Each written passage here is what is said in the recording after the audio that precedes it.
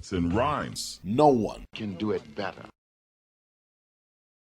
So I'm guessing the matchmakers thought they had the concussive power risk factor covered when Jaime Munguia's opponent hadn't scored a knockout or stoppage since 2019, 10 fights without a stoppage.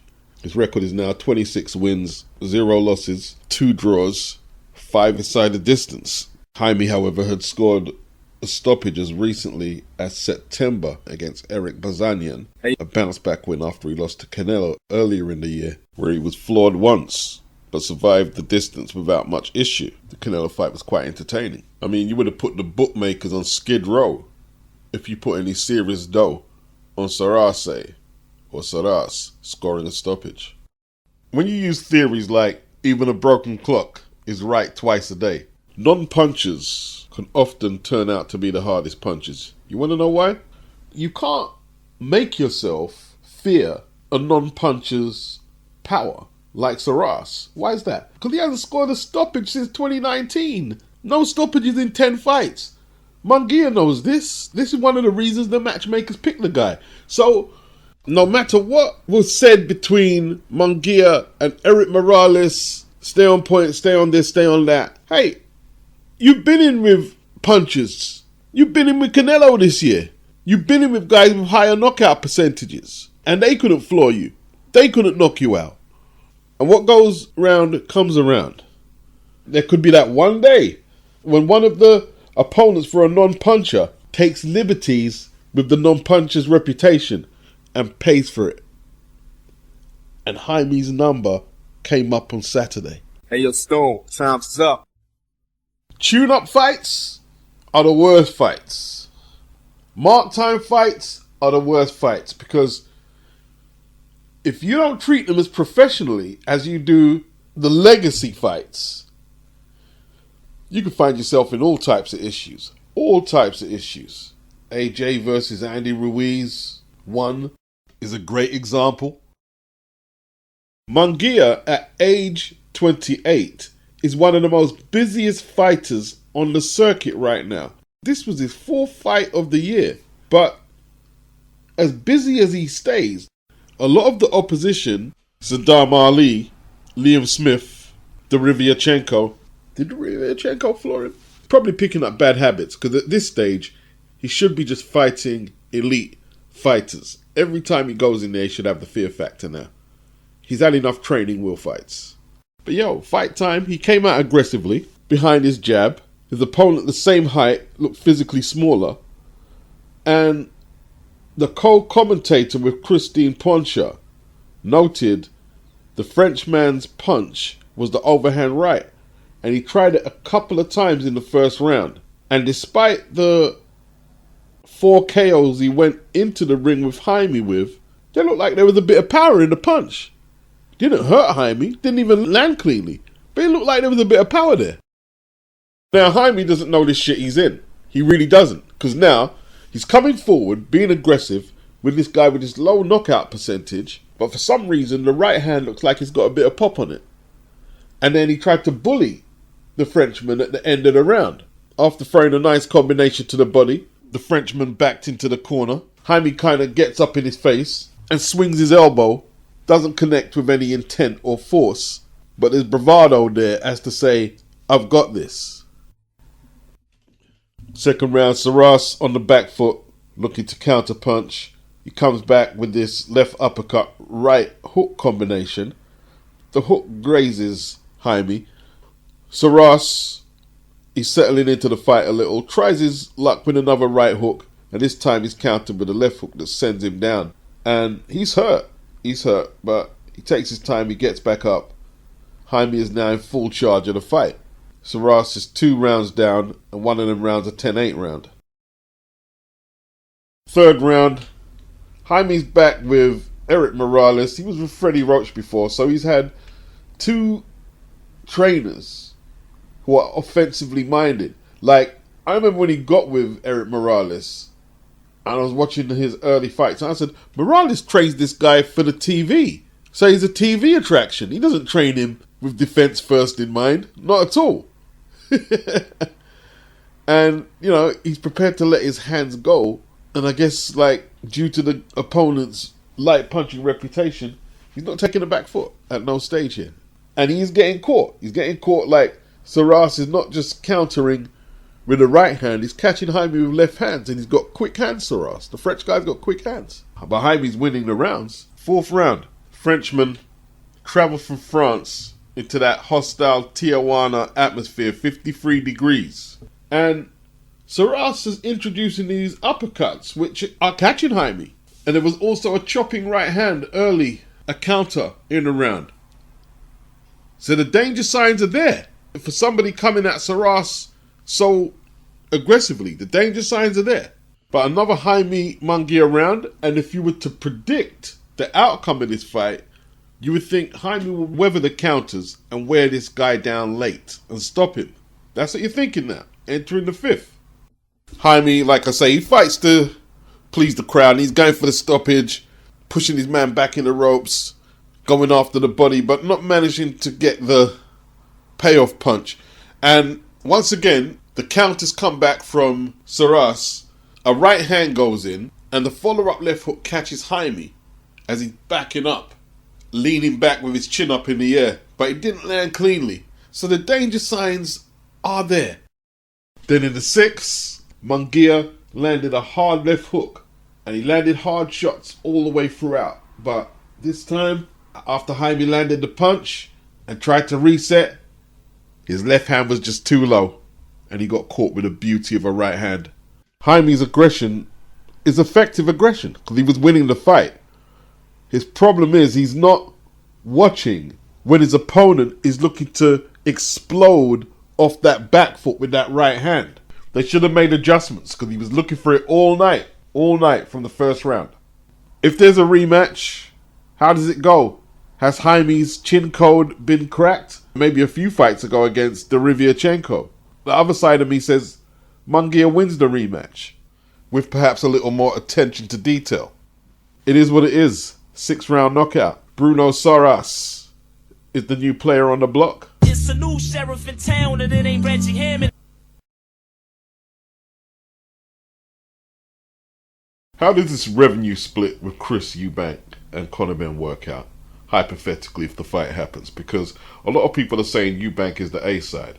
But Ben Shalom out of his own mouth in 2023 said that a fight between Fabio Wardley, who at that time was fighting on a fight-by-fight basis with Eddie Hearn, he said that a Fabio Wardley-Fraser Clark fight should be on Sky so more people could see it, saying that the viewership at Sky was superior to DAZN.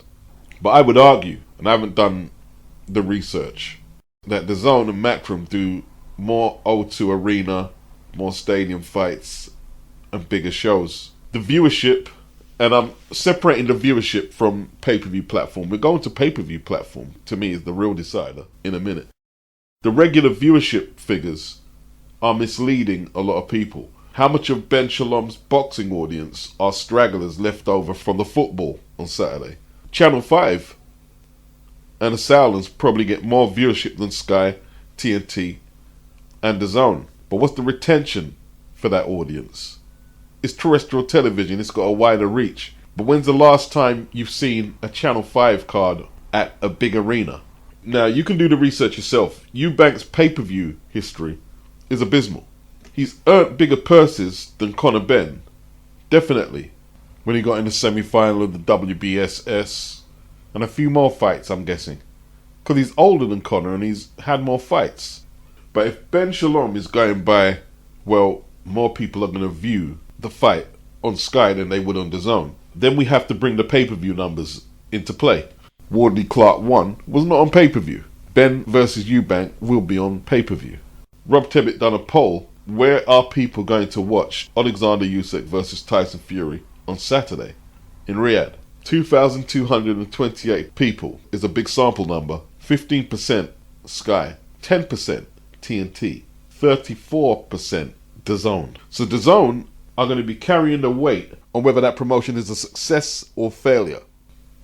There's no way around it. Now, how are they going to split the money? Especially if they do a dual pay-per-view, one on Sky and one on DAZN. The way Bob worked it out between Teofimo Lopez and Jaron Ennis is that we will cover Tio's purse by putting the pay-per-view on ESPN, and Eddie Hearn will cover Jaron Boots Ennis's purse by putting the pay-per-view on DAZN. Now you've got to go by the statistics. DAZN and Matchroom have a proven pay-per-view platform. They're going to be generating most of the pay-per-view buys. So once they've agreed their guarantees, Chris and Conor, even if Conor was to take a lesser part of the split, going by Bob Aaron's theory, he takes way more money than Chris does by DAZN collecting the pay-per-view revenue on his behalf. Way more money than what Sky can generate for Chris. More people are buying pay-per-views on DAZN. So who is the A-side really? And look, you've got to take the moral argument that is in a lot of people's minds that Conor doesn't deserve whatever because he's pop dirty. We've got to take that off the table. I'm just talking about what you can negotiate on the table. Yeah? Morals, it's a different discussion.